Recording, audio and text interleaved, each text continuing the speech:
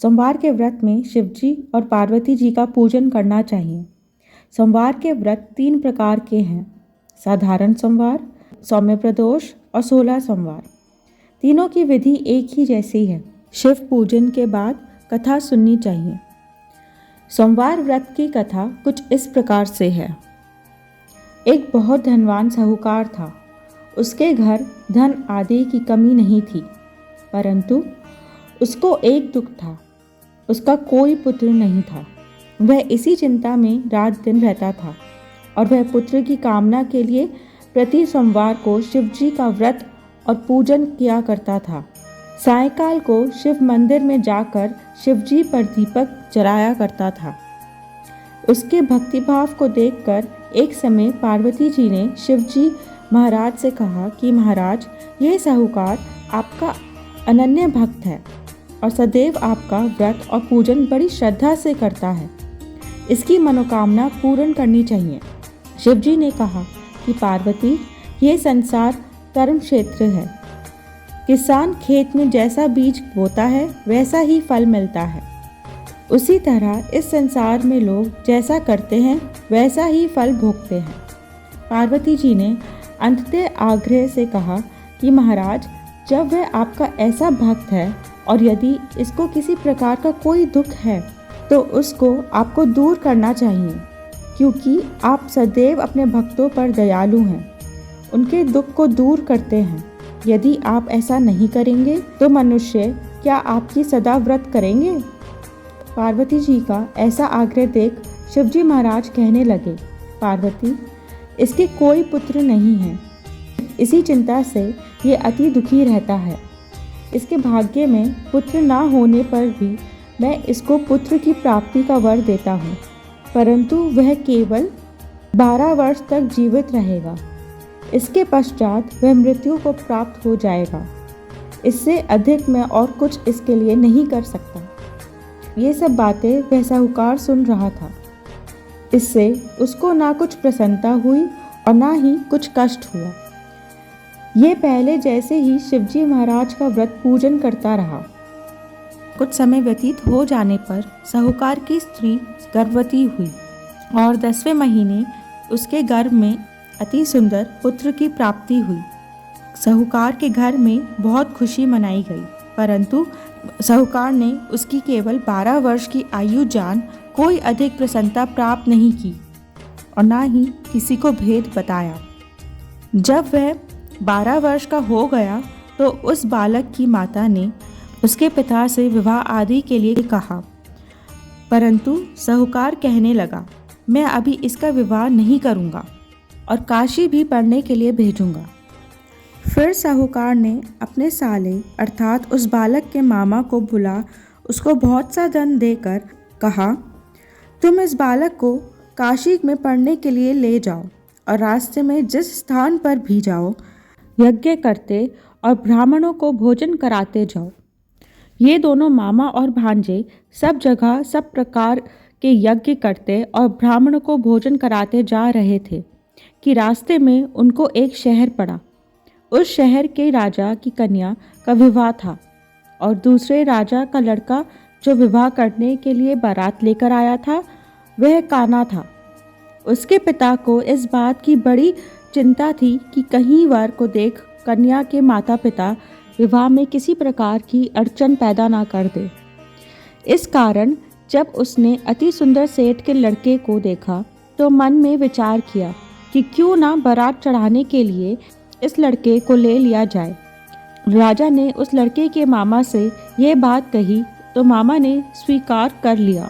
राजा ने लड़के को वर के कपड़े पहनाए तथा घोड़ी पर चढ़ा बारात चढ़ाने को ले गए और बड़ी सुंदरता से सब कार्य हो गए।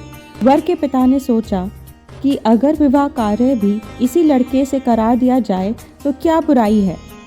ऐसा विचार कर लड़के और उसके मामा से कहा कि आप फेरों और कन्यादान के भी काम करा दे तो आपकी अति कृपा होगी। हम इसके बदले में बहुत कुछ धन दे देंगे। उन्होंने स्वीकार कर लिया और विवाह कार्य भी बहुत अच्छी तरह से हो गया।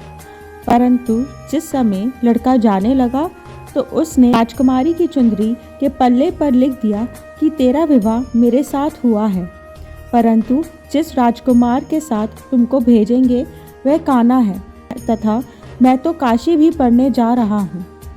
जब उस राजकुमारी ने अपनी चुंदरी पर ऐसा लिखा पाया तो उसने राजकुमार के साथ जाने से मना कर दिया और कहा कि ये मेरा पति नहीं है, मेरा विवाह इसके साथ नहीं हुआ, वह तो काशी जी पढ़ने गया है।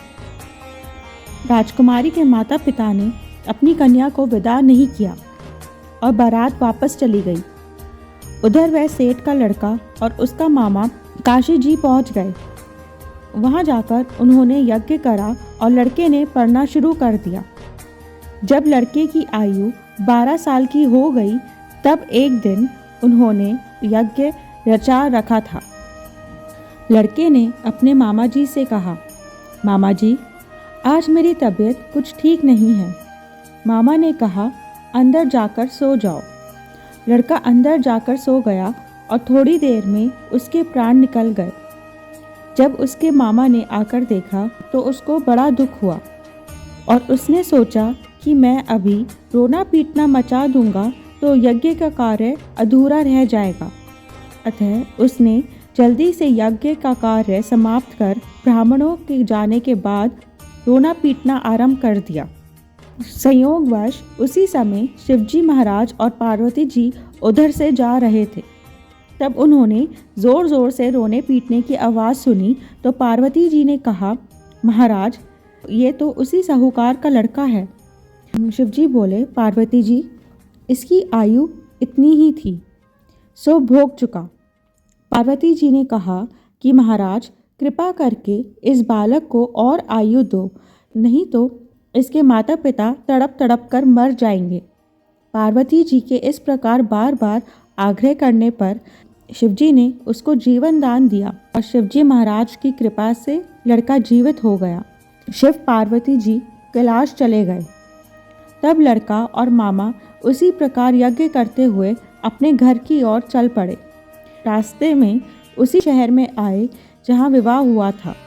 वहाँ पर आकर उन्होंने यज्ञ आरंभ कर दिया तो लड़के को ससुर ने पहचान लिया और अपने महल में ले जाकर बड़ी खातिरदारी की। साथ ही बहुत दास दासियों के सहित आदर पूर्वक लड़की और जमाई को विदा किया।